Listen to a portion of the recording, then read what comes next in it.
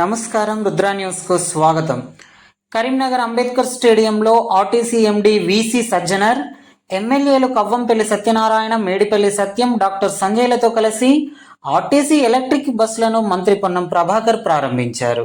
అనంతరం మంత్రి పొన్నం ప్రభాకర్ మాట్లాడుతూ రాష్ట్ర వ్యాప్తంగా 500 ఎలక్ట్రిక్ బస్సులను మొదటి విడతగా ప్రారంభిస్తున్నామని, జేబీఎం సంస్థతో ఆర్టీసీ ఒప్పందం చేసుకుందని, హైదరాబాద్తో సహా ఇతర జిల్లాలలోనూ ఎలక్ట్రిక్ బస్సులను ఏర్పాటు చేస్తామని అన్నారు. హైదరాబాద్ రింగ్ రోడ్డు లోపల ఒక్క డీజిల్ బస్ కూడా ఉండకుండా ప్రణాళికలు చేస్తున్నామని, హైదరాబాద్లో అన్ని ఎలక్ట్రిక్ బస్సులు నడిపేలా చూస్తామని అన్నారు. విప్లవాత్మక మార్పులు చేస్తూ ఆర్టీసీని మెరుగుపరుస్తున్నామని హామీ ఇచ్చారు. రాష్ట్ర మహాలక్ష్మి పథకం ప్రారంభించిన నాటి నుండి 3,200 కోట్ల విలువైన ఉచిత ప్రయాణం మహిళలు చేశారని, ఇప్పుడు ఆర్టీసీ బస్సులకు డిమాండ్ పెరిగిందని తెలిపారు. ఆర్టీసీ ప్రభుత్వం కలిపి త్వరలోనే బస్సులు కొనుగోలు చేస్తామని, అలాగే ఆర్టీసీలో ఉద్యోగులు, కార్మికులకు పిఆర్సీ, కారుణ్య నియామకాలు కూడా అమలు చేస్తామని తెలిపారు.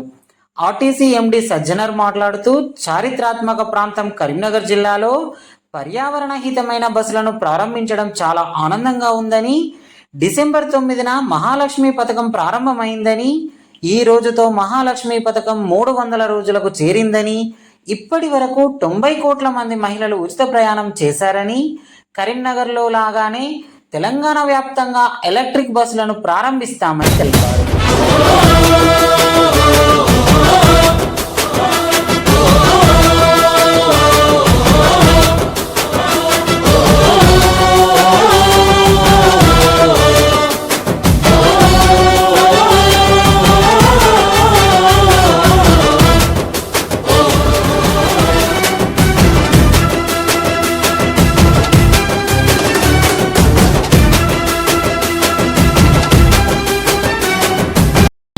స్వాగతం కోరుతున్నాను.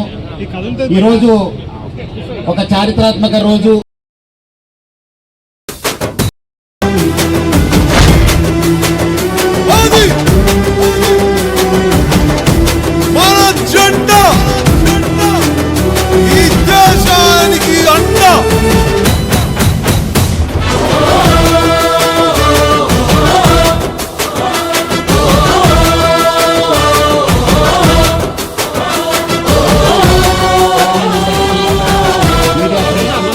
అందరు కూడా పేరు పేరు నమస్కారాలు.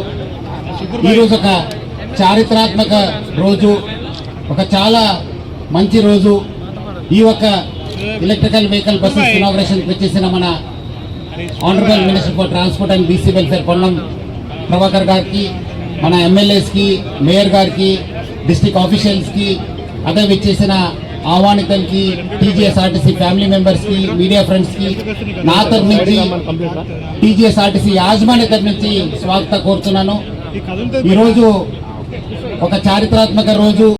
123 కోట్ల రూపాయలు వాళ్ళకు ఆదా జరగడం జరిగింది, సేవింగ్స్ జరగడం జరిగింది. మొత్తం మహిళలకి 3,123 crores వాళ్ళకు సేవ్ కావడం జరిగింది. ఒక చాలా అంటే చాలా సంతోషం అనిపిస్తుంది. మహిళలందరూ కూడా ఇది ఒక వాళ్ళకు సేవింగ్ కావడం జరిగింది.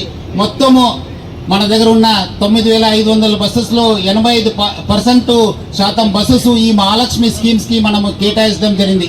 ఇంకా మన చారిత్రాత్మక జిల్లా కరీంనగర్కి వస్తే ఇప్పుడు దాకా దాదాపు ఆల్మోస్ట్ 2,56,00,000 మంది ప్రయాణం చేయడం జరిగింది. దాదాపు 100 కోటి పైన వాళ్ళందరూ కూడా సేవింగ్ కావడం జరిగింది మహిళలకి.